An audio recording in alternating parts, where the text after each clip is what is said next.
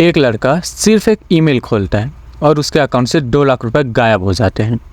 On the other side एक लड़की के इंस्टाग्राम अकाउंट से वो ब्लैकमेल हो रहा होता है और उसकी ज़िंदगी पूरी नर्क बन जाती है। So welcome to the dark world of cyber crime, जहाँ दिखाई कुछ नहीं देता और होता सब कुछ है। आज के इस डिजिटल ज़माने में क्राइम सिर्फ रोड पर नहीं होते, स्क्रीन के अंदर भी होते हैं। जब कोई इंसान या ग्रुप टेक्नोलॉजी का यूज़ करके किसी को फाइनेंशियली, मेंटली या फिजिकली हर्ट करने का ट्राई करता है तो उसे हम लोग कहते हैं साइबर क्राइम। साइबर क्राइम बहुत तरीक़ों से हो सकता है, जैसे पर्सनल डेटा चुरा कर ब्लैकमेल करना, bank fraud, social media account को हैक करना या इवन गवर्नमेंट वेबसाइट्स को भी कर दे देना। आज की डेट में साइबर क्राइम बहुत ही ज़्यादा नॉर्मलाइज हो गया क्योंकि हर एक के हाथ में मोबाइल है और इंटरनेट है। इंडिया में साइबर क्राइम तेजी से बढ़ रहा है, बट क्यों? इसके जवाब क्या है यार? इसके जवाब हमें कोई नहीं दे पाता। तो इसके बहुत से कारण हो सकते हैं, जैसे डिजिटल इंडिया इनिशिएटिव, इसमें इंटरनेट को हर गांव तक पहुंचाया गया है, बट साइबर अवेयरनेस को कहीं नहीं पहुंचाया गया। लोगों को इंटरनेट यूज़ करना तो पता है, लेकिन इंटरनेट से क्या क्या खतरा हो सकता है ये उनको अभी तक बिल्कुल भी नहीं पता है और इसी में वो भोले भाले लोग फंस जाते हैं। लोगों के पास स्मार्टफोन तो है पर सिक्योरिटी की बिल्कुल भी नॉलेज नहीं है। वो किसी को भी अपना OTP, बैंक वगैरह शेयर करते रहते हैं। Fishing links, fake jobs, WhatsApp OTP scams, ये सब अब बहुत ज़्यादा इजी बन गया है क्योंकि कोई इन सब के बारे में ज़्यादा जानता ही नहीं है। अभी बीते हुए कुछ सालों में तो काफ़ी सारे लोगों को पता चल गया क्योंकि ये सब एक ट्रेंड बन गया था, लेकिन कई सारे लोग आज भी इन सभी चीज़ों से अनजान है। साइबर क्रिमिनल्स हमेशा नए तरीके ढूंढ रहे होते हैं और लोगों को उनमें ट्रैप करके वो लोग फंसा रहे होते हैं जिनकी किसी को भनक भी नहीं लगती, और ये बहुत ही ज़्यादा खतरनाक है। नेशनल क्राइम रिकॉर्ड्स ब्यूरो के मुताबिक लास्ट 5 ईयर में साइबर क्राइम की केसेस 10 गुना से ज़्यादा बढ़ गए हैं। अब हम बात करते हैं उन अटैक्स की जो कि आम लोगों को हर रोज़ टारगेट करते हैं, लिटरली हर रोज़ यार। मतलब हो सकता है कि जब आप ये मेरे वीडियो देख रहे हो ना, इससे पहले ही कोई बंदा अभी तक शिकार बन चुका होगा। फिशिंग, फेक ईमेल मैसेज जो लगते हैं रियल बैंक या कंपनी के, जैसे कि आपको व्हाट्सएप पर एक मेल आएगा कि मैं SBI बैंक की तरफ से हूँ, आपको इस लिंक पर क्लिक करके अपना eKYC कंप्लीट करना है। अब वो लिंक हमें दिखेगी बिल्कुल सिंपल और जो नंबर आया होगा वो भी हमें लगेगा कि SBI अकाउंट का ऑथोराइज्ड है, लेकिन ऐसा होता नहीं है क्योंकि जैसे आप उस पर क्लिक करते हो तो जो लिंक है वो पहले ही उसमें एक URL छुपा होता है, एक फिशिंग URL, जो कि क्या करता है आपके अकाउंट से या तो पैसे गायब करेगा या तो आपके अकाउंट का OTP बाईपास कर देगा, बिकॉज वो आपके मोबाइल से क्लिक हुआ रहेगा।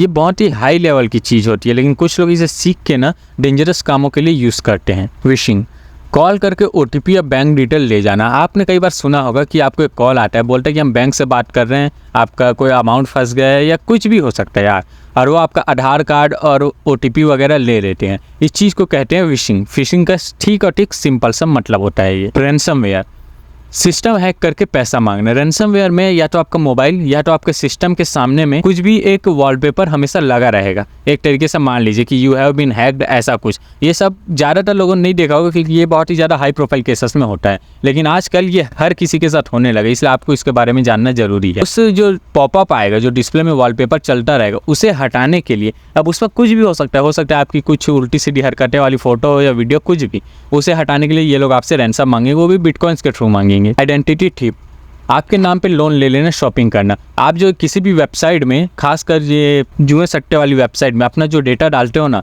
वही लोग डेटा आपका सेल कर देते हैं, जिससे साइबर क्रिमिनल्स क्या करते हैं कि आपके नाम का पूरा डेटा, मतलब आपके नाम का एक तरीके से पूरा चार्टशीट बनाकर, एक डॉक्यूमेंट बनाकर उसमें आपके नाम से लोन ले लेंगे या फिर ऑनलाइन शॉपिंग कर लेंगे और उसको सारा पैसा फिर आपको भरना पड़ जाएगा। आपके नाम से कितने लोन चल रहे हैं आपको खुद नहीं पता होगा। सोशल मीडिया हाईजैक, अकाउंट लेके ब्लैकमेल करना। देखो सिंपल सी बात है, अगर हमारा इंस्टाग्राम, स्नैपचैट, व्हाट्सएप कुछ भी हैक हो जाता है तो वो हमारे सारे कॉन्टैक्ट्स को, हमारे सारे दोस्तों को जो चाहे वो मैसेज भेज सकता है और हम इसके लिए मुंह मांगा रकम देने के लिए भी तैयार हो जाएंगे क्योंकि वो हमारी इज्जत पे बनाता है। आज के डेट में सोशल मीडिया इतना हमारे लिए ज़रूरी हो गया है। टूल्स एंड टैक्टिक्स, ये लोग सिर्फ टैलेंट से नहीं, डेंजरस टूल्स से भी काम करते हैं। लाइक की लॉगर, आप की लॉगर के बारे में सुनते होंगे कि आप क्या टाइप करते हो सब रिकॉर्ड हो रहा होता है उसमें। की लॉगर एक ऐसी चीज़ है जो आपके कीबोर्ड का एक्सेस ले लेता है।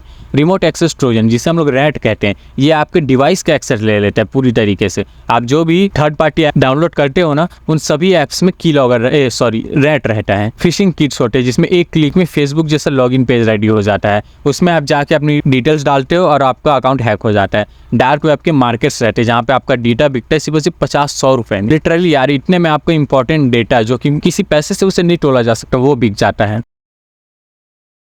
हमारी लॉ एनफोर्समेंट भी इसके लिए बहुत सारी काम कर रही है, लेकिन इनके सामने बहुत से चैलेंजेस है, क्योंकि डिजिटल क्राइम कहीं भी हो सकता है, कहीं भी। इंडिया में बैठे बैठे आप यूएस वाले को क्राइम कर सकते हो, तो यूएस वाले इंडिया आके थोड़ी ना पकड़ेंगे। इसके लिए पुलिस से साइबर सेल के पास भी चैलेंज बहुत ज़्यादा हो जाता है, जिसके पास ट्रेंड एक्सपर्ट की कमी है, साइबर एक्सपर्ट्स की कमी है। क्योंकि देखो यार, इंडिया में सरकारी चीज़ों की हालत सभी जानते हैं, यहाँ पे तो पैसा देकर नौकरी लग जाते हैं, ऐसा भी होते हैं। बट देखो वो ट्रेंड नहीं रहते, क्योंकि जो बंदा अब अच्छा खासा फिजिकली ट्रेंड है वो कभी कंप्यूटर से गया ही नहीं, तो वो साइबर ट्रेंड कैसे हो जाएगा। पूरे इंडिया में ये भी प्रॉब्लम होती है कि जैसे कि अभी अभी मैंने बताया कि एक ग्लोबल लेवल पे होता है। तो मान लो कोई ईरान का बंदा इंडिया में स्कैम कर रहा है, तो पुलिस उसे पकड़ने ईरान नहीं जा सकती, उसे ईरान की पुलिस से मदद लेनी पड़ती है। और विक्टिम्स जो होते हैं वो शर्म के मारे रिपोर्ट ही नहीं करते, क्योंकि कई बार उनके जो स्कैम हुआ रहता है वो बहुत ही ज्यादा शर्मसार हो जाता है, जो कि वो कभी भी एक्सपोज नहीं करना चाहते हैं। सोच के देखो, 10,000 रिपोर्ट्स है और उसमें सिर्फ 100 साइबर कॉप्स, मतलब कि सिर्फ 100 ऑफिसर है जो 10,000 रिपोर्ट्स को संभालते हैं। कितना बर्डन ले लेगा यार एक ऑफिसर, नहीं हो पाता है।